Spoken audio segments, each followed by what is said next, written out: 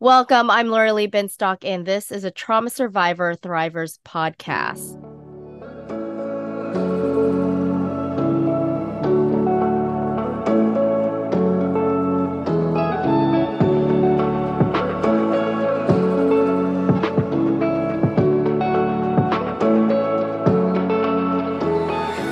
Thank you for joining us for a Trauma Survivor Thrivers podcast, now on Mental Health News Radio Network.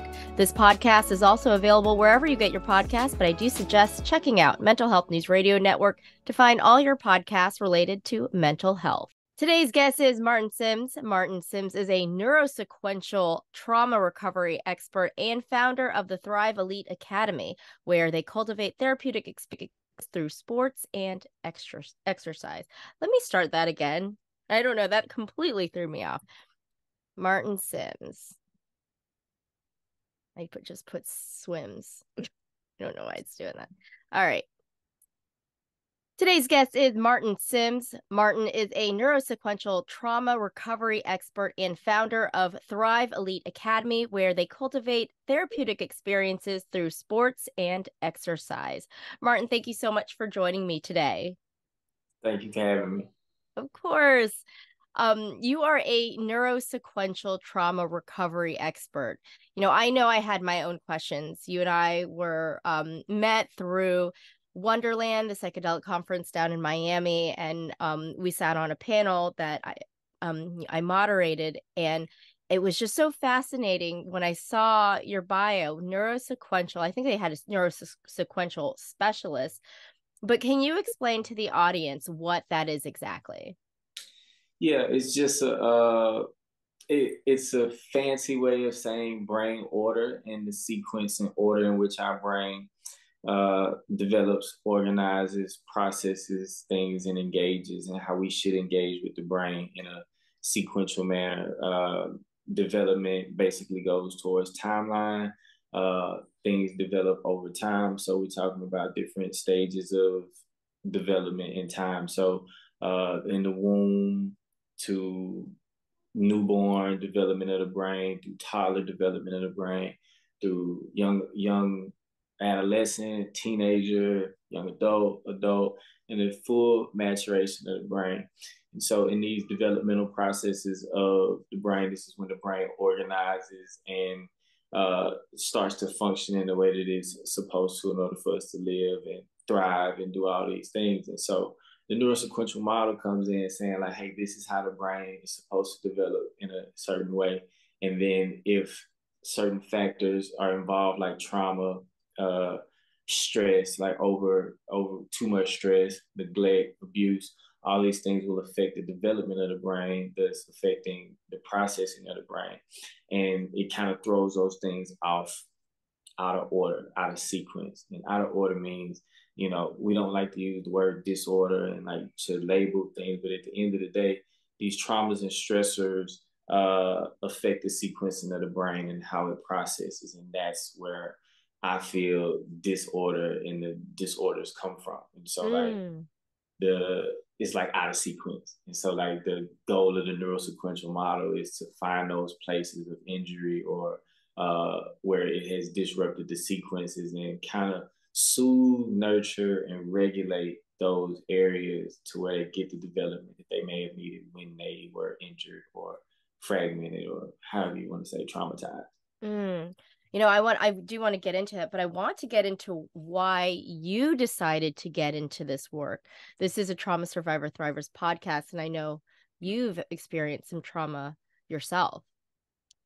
Yeah, I go into like the ACEs, the adverse childhood experiences, a lot in my work because I had an incident that happened when I was 14 years old, in which my neighbor passed away of a heart attack at my house while he was playing basketball with my friends and I. And it's interesting because December, it was 2 days before Christmas, so it kind of like totally ruined the entire Christmas experience for me. Not only at the time, but like ever since then. And uh, so I've had to kind of learn how to navigate what I now know as anniversary triggers. I've had to learn how to process these big emotions that I never had any real container to process. I never had like someone that understood an incident like this during those times. And so as you grow through life and you go through things and you don't have, there's not a space for that. There wasn't, mental health wasn't a thing at the time when this happened to me, which at this point, I think this will be 23 years coming up. Mm. And so the support that is needed from after you deal with a trauma, is it able to, are you able to get that? I wasn't. And so I do think I had support, but not, it was more haphazard support, more people that, may have seen something going on and they just help out just because he seems like he needs a hand or maybe needs somebody to talk to, but nothing professional, nothing like, hey, look, this is what happens. These are the things that you could go through once you experience something like this, and that's normal. And maybe how I look at it like this: if someone has like a traumatic experience happen to them, we don't have the same level of compassion as if something physical happens to them in terms of the timeline of healing. And Mm-hmm. so you know, if you see me break my ankle, you will understand the limp. But if someone has a traumatic experience, we don't know how long their limping looks or what the symptoms of what limping is for a trauma experience that only involve something that you went through like emotionally or experienced emotionally, not like a physical thing. So if you lose a parent or like all kinds of things can happen that can traumatize people, but we don't know what the timeline of getting back to normal. Some people who have a limp never not limp anymore. They limp for the rest of their life. Like it causes a change in their biomechanics. And some traumas cause changes in the chemical structures of our brain. And so like if we're able to kind of rehabilitate ourselves back to a space of functionality, but some people are high functioning traumatized people. They just Mm-hmm. function highly based on the trauma responses that they have, but the healing still needs to happen at the place of injury or at the sequence. And what would be needed for a 2-year-old might not be what is needed for a 30-year-old. But if we're trying to heal a 2-year-old trauma, the 30-year-old might need to get 2-year-old treatment. Somebody might need to hold the 30-year-old person in a way that makes them feel two again and what it should have felt like at two, to be Mm. rocked, to be, nurtured and to be forgiven for the mess that they made. You know what I mean? Like that level of compassion may be needed for a 30-year-old who didn't experience that at two, in order for that brain to have the type of stimulation that it needs to grow in that area, because that's needed to develop the brain in that way. That's interesting. You're right. People don't treat emotional, mental pain or trauma the same as they do with physical trauma. And honestly, for me, I'm a childhood sexual abuse survivor, and 20 years after all of this, I didn't realize that a lot of my bad behavior um were symptoms of the abuse that I had experienced, but everyone treated it as, you're just a bad person. You're just a bad kid.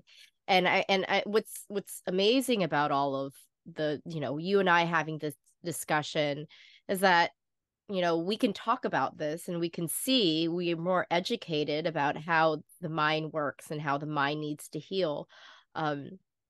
But I am curious, what were your symptoms? What did people not see was happening with you? And what did they see where they said, we need to help you a little bit? Well, yeah, it depends on the person, right? Like I was dissociative, and the thing is, like, you got to go to school, right? So like Right. this over the holiday experience, the holidays, and so then maybe 2 weeks later, school starts in January, and I'm not able to show up as the student I was that left in December when we went on break. Something happened in that space, so I'm not the same student at all. Uh, don't I feel like if I could describe it now, like there was a daze, like there was this event happening, and then there was a daze over, like maybe like things are moving in slow motion. I'm not really hearing what's actually going on, like not, and I might not be talking about actual audio experience, but I'm saying like I'm not processing what's going on. Like this is cloudy, this is and so the teacher is talking, she's calling my name, and I'm like, I look like I'm daydreaming. So dissociative behaviors would probably be the number one thing. So I was able to check out of a lot. And I would also say that I know the difference between I know that there was a before and an after. So like when things went into a daze for me, uh, certain things I would say shut off, like motivations that I may have had to do certain things were no longer there because I mean I watched a man that was only 33 years old like literally die in my face. So like he Mm. was a lawyer, he was a father of a 2-year old, he had a wife. This was his parents' house actually. And so like he was to me well to do. And especially in contrast to some other people in my neighborhood that I, grew up around. Like he was on the straight and narrow, like the perfect person that would like that you want to like to be at 33, and that didn't stop his, him dying of a heart attack. Like there was so the moral things in my head, like from a 14-year-old perspective, like how does one who pretty much does everything right still end up with this fate, even when he was doing something right? Because I felt like he was just playing basketball with us from a mentorship perspective, like more like, oh, I'm gonna play with the kids in the neighborhood for the holidays, and he never went back in the house. And so there was a lot of guilt, and I can say a lot of these things are like post traumatic growth, where like I've learned Mm.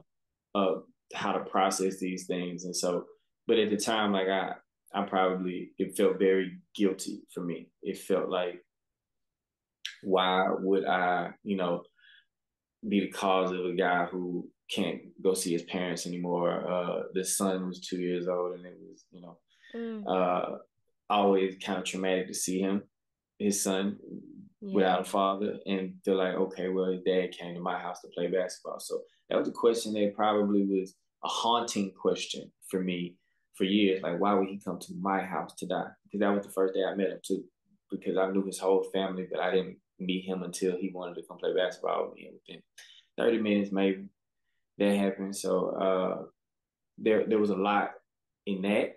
And so what I feel after that, I don't know if I ever had the capacity myself to perform how people was asking me to perform as far as being a student.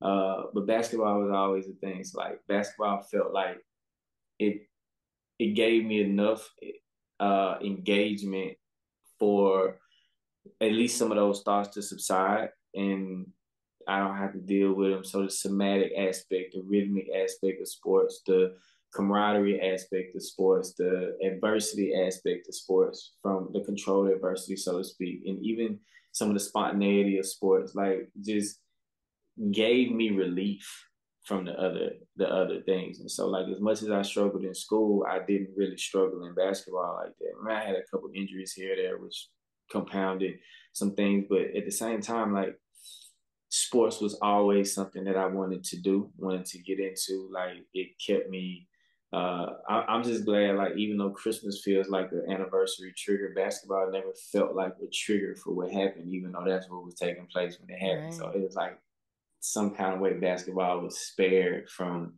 the negative associations that I had with that night. Wow. Wow. And how long did it take you to get the help and realize that, it was this moment? Like, I know for a lot of people it takes years. Yeah, I probably think it was 19 years before I saw somebody that um, was able to help me process it from Wow. a professional perspective. And so, like, in between those 19 years, you just find ways to cope. And, Hmm. that was some destructive behaviors, some destructive habits, some addictions. Not bad, like, I guess bad cigarettes are terrible, but, I drank more than I probably wanted to. So, self medication became a thing. And then uh, I don't feel like I had like this crazy PTSD to where I would, spaz out doing things. This has never been me, but not being able to show up and not being able to engage in places where I may be more dissociative or may feel just that with guilt comes just unworthiness, right? And so like Yeah. being able to talk about what I'm saying, knowing that I understand why I could have felt guilty and not feel guilty about feeling guilty, even though I know that I'm not guilty. And that Wow. makes Yeah. sense, No, right? that makes sense. Makes So, sense. yeah, so having to process the feelings and the neurosequential helps me with that because I understand like there's different systems in the brain and different processes process different things. And so, like, the traumatic aspect of the processing can not really be in alignment with the cognitive processing because cognitively I'm aware that I had nothing to do with why this happened that night. You know what I'm saying? Like cognitively I understand that it makes sense that I'm not at fault. That Right, makes right. sense. But from the limbic system and the emotional perspective and the perspective of needing to feel like a sense of belonging and needing to feel a sense of well-being and things that align with your values, in that perspective, then there's emotional questioning, right? That doesn't have to do with the cognitive part. And these are two different parts of the brain. And at 14, the limbic system is probably more matured and developed than the cognitive processing of the brain. So the limbic system processes this more so than the cognitive part. So the feelings are deep. The triggers are very deep, and they happen like it's reliving the experience. And so that's very difficult to explain because a lot of times people, I think this was more of a secondary trauma, like nothing happened to me. So this is just me witnessing the person that it's happening to. And it speaks to how empathetic our biologies are, right? To where like something happening to someone else could really mess you up to the point Mm, where you need help. This is a little different from something happening directly to you. You know what I mean? In the case of like sexual assault survivors like yourself, where like you're dealing with a direct trauma versus witnessing it. And so like somebody could have a situation if they witnessed your story as you came up and what you had go through, if they witnessed it or knew something about it and didn't quite know what to do about it, and they would be suffering through some secondary trauma just because of your situation and they're knowing about it or not being able to do something about it. That's if they are conscious and not in denial about what's happening, because that also mm-hmm. could be the case, which also would add to, injury to you by being able to say what happened but not be able to be heard about it, right? And so Mm, secondary trauma is a huge thing. So people that are taking care of people who are traumatized, or people that are or have witnessed people go through things, also have to process some of their things. And then as not practitioners, the people that are in everyday life, like coaches, teachers, bosses, like having this understanding of what, somebody could have gone through, and almost to assume that everybody has gone through something, but you don't know what's what. And so we hate using the terms like trauma informed, but like just having an understanding of what type of behaviors trauma can induce. yeah. And then if we can have that level of awareness, then the response isn't, the same as it is if you think something's wrong with someone or, they're bad. You know what I mean? Right, right. Uh, the type of treatment you get when you're bad. And I went through that. I know what that feels like. My grades dropped, and then your grades are dropping. So I'm checked out in the class. I'm not going to pass this class. So I'm not engaged in what's going on in the class. I'm doing something else. So that becomes a behavior problem because you're distracting people that are trying to get their lessons and stuff like that. So then you become like a school felon, so to speak. Your track record goes with you, and you get kicked out of this school. You get this suspension here, and then you get this cloud that kind of follows you, and you know within yourself that the cloud isn't you, but it follows. And Yeah. so then it's like, hey, then this perception is projected, and then there's the behaviors that come after that. Like these are more and more responses because I'm just not feeling like I have the support needed. So to answer your question, like this is why I do what I do, is because it's like, after I got a great understanding of my own behaviors, my own processes, and things that were what's called maladaptive, now I can recognize them in myself. So if I could teach coaches to recognize them in people earlier or to understand these things, then we could probably come up with a little bit better ways of supporting people going through those things, whatever they may be. You know what I mean? And, you know, Yeah. I feel like coaches are in the perfect position. So like I'm excited about what I'm doing because coaches see these players like 3, 4, 5 times a week, whereas uh, if they were to start therapy, maybe once a month, 2 month, twice a month, once a week, but not at the cadence that one may need for the healing that they may need. You know, like the amount of exposures that you need to this therapeutic dose of relationship that has an understanding. Uh, I think some of the people that are in the everyday lives of people are more could be more impactful than the entire therapy industry could be. And so like we want to empower the coaches. So Mm. Do you teach or educate these coaches in how to find or see if their athletes are dealing with trauma? yeah. And I guess what we train coaches, we train them techniques, we put them through training programs and things of that nature. But I feel as if some coaches almost you can assume that you're going to deal with uh, traumatized kids in some kind of way. Like there's an assumption that that can happen, and we do that based off the ACEs study as well, where you got 62% of adults admitting to having gone through some traumatic experience before the age of 18. So if you take that sample size of adults, then 6 of those adults have had something happen. Of those six, 80% of those have had more than one thing happen to them. So if we're just assuming that all the kids are traumatized free, at least half their parents are not. And so when we look at it from that perspective, then if parents haven't been treated, then these kids are growing up in secondary trauma situations anyway, because of the parents unresolved. So we looking at not just educating the coaches, but also the parents, because then you can Mm. assume that the kids are probably experiencing some things as well because of the way transgenerational trauma numbers also work. And so I feel like this nucleus of coach, athlete, parent can be intentionally used to show how well the support is from like a triangular perspective. Like if the parent is supported, the coach is supported, and the athlete is supported, then there'll be better outcomes and supported by like understanding how these trauma and stressful situations work for everybody involved and to give everybody the support that they may need to take care of themselves and the ecosystem.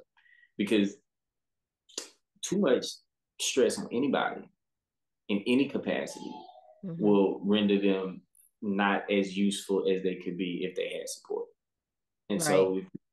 so the whole I think I don't want to say this and not had a correct quote but there is a direct correlation to um, how people view mothers as far as them being able to be a good mother or a bad mother, and that correlation comes down to having a supportive partner because of the stress that comes with raising a child and doing what it takes to have a child. The less support they have, the less capacity they have to even be a better. And that's not taking nothing away from any single mothers, but the level of support that they have boosts their ability to be a mother. You know what I mean? If they Mm-hmm. don't have to worry about every single thing that comes with being a mother. And Yeah. so the support aspect is something that we focus on uh, greatly, greatly. No, I think that's so important. As a mother myself, I'm very fortunate. You've met my husband. My husband is extremely hands-on. He coaches my kids' baseball teams, my son's hockey team. He tries to be as involved on top of his everyday job. And I think that has helped me. And I think it was really hard for him, for me being someone who had experienced trauma. I had to go into therapy, I had to go into treatment, and he actually had to deal with all of that. And so he obviously had to seek his own treatment. But I do feel that not being able to get that support, um, as a mother, I'd lose it really easily on my children if that were the case. And I think a lot of parents, it's a struggle, right? It does get passed down. But I think that awareness is what's important. Um, when I think about coaches, my husband had to do like a whole hockey training for coaching. And I found it really interesting because so he and I graduated from the University of Florida during like the two national championships, and there's a Netflix documentary called Swamp Kings, and it was about that time and how Urban Meyer was, um he was a really hard coach. And I don't know if you guys train your coaches to coach in a way that's not traumatic. Is that something that you guys do? Yeah, we try to let coaches know what is actually traumatic, and I think that's the whole thing is the definition of trauma kind of shifts. And so, what a coach thinks is just discipline young men could very well be traumatic, and it really would depend on the person, barring like utterly brutally disrespectful things. And there are like many cases of coaches being just nasty, and then Mm-hmm. there's also the borderline gray area type where you don't know if that's good or bad. And I think that gray area should exist in coaching because of like you'll never make it black and white. There are some motivating factors that coaches are able to employ that the parents would need to be able to get the kid to perform in a certain way. And then there's the just outright just nasty that shouldn't be in sports at all. And so there's a spectrum. And what we try to do is help coaches understand with the brain how it processes things and how like maybe that approach works for 2 out of the 10 athletes that you have, but the other 8 are being shut down. So if we could help coaches have an awareness of certain things, because coaches have a vested interest in the success of the team, and they're going to do what they think is successful for the team, which is tied to the individual success of a coach. And so coaches are using all kinds of methods to get the best out of their team, whether they're good or bad. And that may be have to do with communication styles and coaching styles, but coaches are also having to figure out if their offense works this way, if their defense or that like so coaches got a lot of different areas that they need to tweak. And there's so many different personalities from year to year. Like what worked this year might not work with the next group of kids. So there's a lot of variables with coaches, but we just want them to understand as they're having these variables, what behaviors or what types of patterns to look for. That hey, like this kid right here may be better spoken to by themselves. This kid may be better spoken to in a group.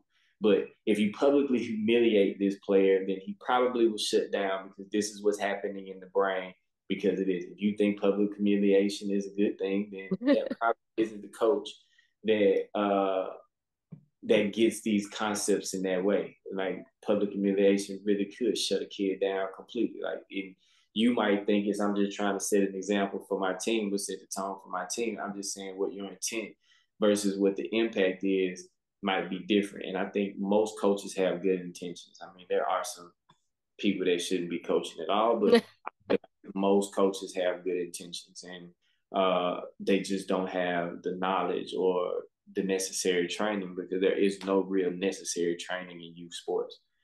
You could jump into youth sports and just start coaching, and whether you got training or not, whether you know how to talk to a kid or not, talk to a parent or not, interact with a ref or not, and all we get is professional.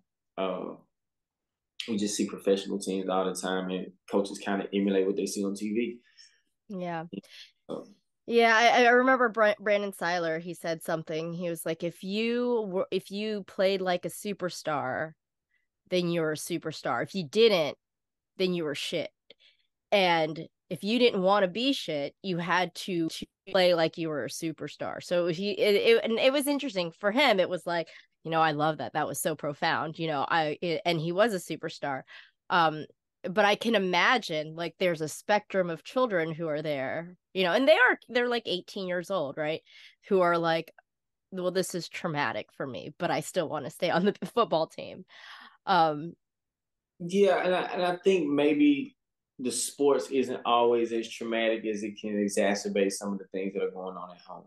mhm, You know, I mean, I don't want to dismiss some of the trauma that people have experienced in sports, like the gymnastics team with their coaches and the whole mhm, sexual thing with that. That happens in women's sports a lot more than men's, but the Penn State situation a few years back with their legendary coach was a thing where like sports has also been a place that people have been traumatized just for being in it, but I don't feel like that's the overall thing that right. goes on in sports. The most youth sports has hopeful. We want our kids to do this, but then the toxic behaviors of people that enter that space just are gives a chance to be exhibited and showcased. So the kids are the ones that pay the price for that when adults can't Yeah. figure their own mess out.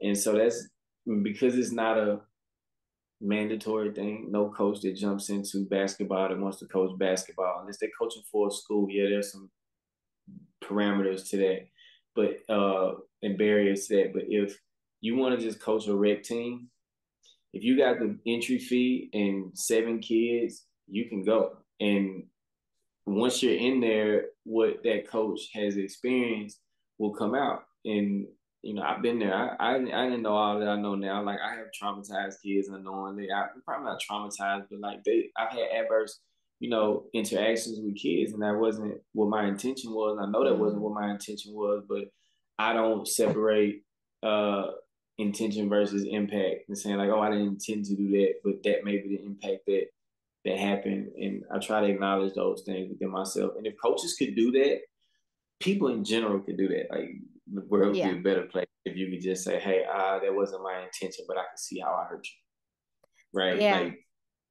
That, I mean, so that's where I was, right? Like I can raise my hand and say, yeah, me too. I've done that. I've said some things to my children that, I had to go back and be like, that was not okay for me to do that. That was not okay for me to say that. Um, I'm feeling stressed and I took it out on you and that's kind of how I go back to it. But, and like you said, by the same thought, also in Swamp Kings, Tim Tebow said, his whole story is, his he doctor said he should have been aborted, but he wasn't. And so his parents his whole life kept telling him how much of a miracle he was. And he said, if someone keeps telling you every day of your life that you are a miracle and you're gonna do great things, you have no choice but to do great things. And I think my husband, who's a Dolphins fan, said, my husband talks very highly of Mike McDaniels, the Dolphins coach, and kind of the same situation with him. His parents kind of said, you're going to grow up to be someone great. And, he's doing what he's doing against whatever odds there were. And so, I mean, I think by that same coin, you can also be so encouraging to the point where, these kids will thrive for and reach for success in every aspect of that. yeah, absolutely. I think because the brain is like this garden.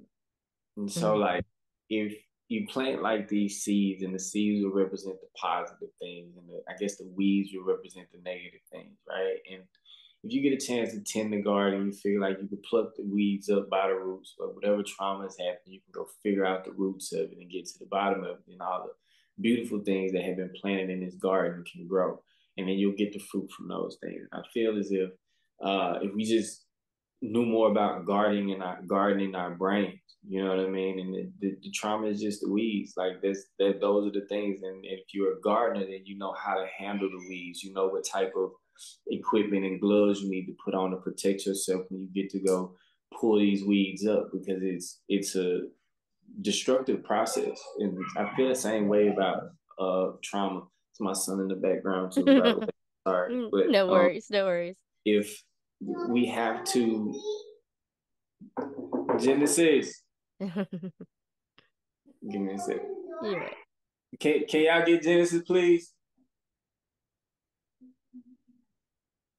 That's my pride and joy, man. Um, where was I? I'm sorry. Gardening, tending to the Ah, garden. gardening, right? So yes, um, the positive things are the seeds that, like Mike McDaniel's parents told him, or the other example that you use, and this is what we use in what we're doing with the coaches as well, because we do believe that they're planting a lot of positive seeds. And it's like, hey, but look, this is identifying, like, this is a weed. This could choke one of the seeds that you're trying to grow in your player, where like all day you've been encouraging them and encouraging them and encouraging them and doing this. And then when you did that, that kind of nullified the other three things that you did because it played. You know what I mean? And so with coaches love wins and losses, and we like, hey, look, what do you think you have a better player? Do you think they'll be a better player if they're shut down and they're not in their cortex and they're not in their system, their limbic system, to be able to engage in this game? Then that doesn't make them a better player. And so if you were able to communicate in a way where you was cortex to cortex, you knew you had their top attention, you had their learning brain open, their competing brain, their flow state, y'all like having this communion, so to speak, in games, because that's what happens. Like, we love to see sports teams come together. So whether Yeah. make it be a comeback or play together, like there's something about not just individual performance, but team performance that like is very inspiring, because we love to have that same level of synergy that we see people have in sports. We use sports as metaphors for everything in life, from business to parenting to all kinds of things. And so like when we have this cohesiveness that we see displayed in sports in a small period of time, then we tend to be inspired by that, because we want to see that in other parts of our life. We would love to see that happen with our family. We would love to see that happen with our coworkers or wherever we spend our time at. And so, yeah, I think sports is one of those very inspirational spaces that gives us a small microcosm of what we like to see also take place in other parts of our lives. Amazing. Um, is there anything that you'd like to add? I know we could literally talk all day, and there are some topics that I wanted to get to, and I feel like I need to have you back on so we can really focus on those topics. But is there anything else that you'd like to add for the audience? No, I've just been flowing. I feel like I've been talking too much a little bit, but No, not at all. if you want to ask any of the other topics, you can do that now, and I definitely come back on. I am so appreciative that you were the moderator of our talk when we were at Wonderland. I think you did an excellent job, and I'm glad Oh, to have met you through that process, because I've seen the work that you've been doing and that you do. And yeah, it was an honor to be in that space and to be on that stage with you.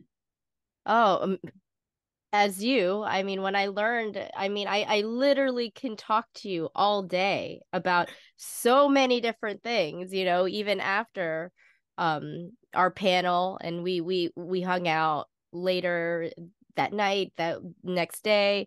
I just talking to you and your wife and learning about the work that you're also doing in the psychedelic space is just incredible. And I feel like that's kind of teasing for when I have you back on.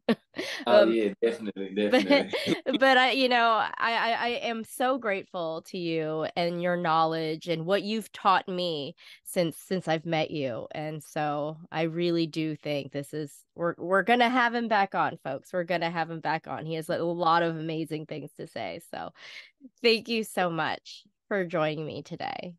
Nah, thank you for having me. And anytime, just let me know when we need to schedule another one, and let me know what topic I need to stay to.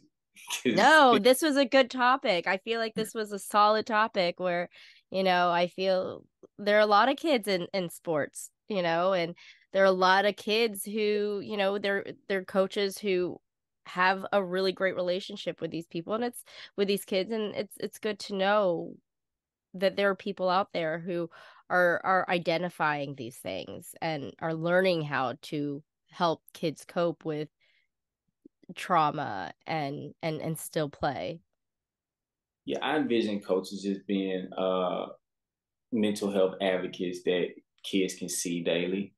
And if they can, because they're already inspired by these coaches, they already listen to them, they're already in these spaces. And if they could use, the coaches could use their uh, mild celebrity for kids. You don't take much for kids to like really, really connect with a good coach or a night like a sport. And coaches are just in a great way to in a great position to help kids. And so if we could just give them a little bit of knowledge about certain things that could be going on with some of the ones that may baffle them, because I mean, I think if you coach sports, there's always one or two athletes that just you can't put your finger on what's going on with them, but you know it's something. So you don't know what to say, you don't know what to ask, and should I ask? Should I, get to the bottom of it? And I think there's a lot of coaches out there that has those one or two athletes that they just can't really figure out. And I think being able to be informed about some things will aid those interactions, and there will be discovery and learning, because I feel that way. Like in my experience, most of the kids that I've coached, I've learned more and more about just based on whatever those experiences they've had. Some of them, some of the lifestyle situations that they live in now, and sometimes things that they have gone through in the past or things that their parents have gone through.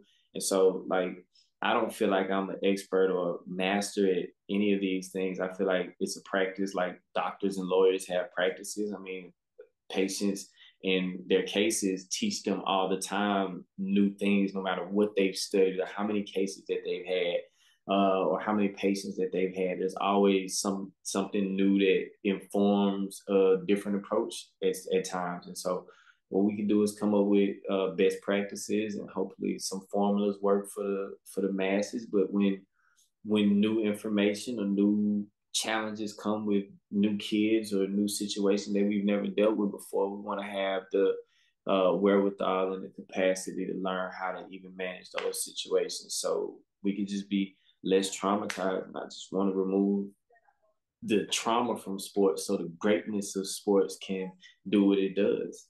Oh, I love that. Well, thanks again for joining me today. Thank you so much for having me. Of course. That was Martin Sims, neurosequential trauma recovery expert and founder of the Thrive Elite Academy. For more information on Martin, check out the show notes. February's issue of Authentic Insider is out. Check out Authentic Insider at traumasurvivorthriver.com. That's traumasurvivorthriver.com, as well as past episodes of a Trauma Survivor Thrivers podcast. If you haven't already, please subscribe to my email list to get Authentic Insider in your inbox monthly.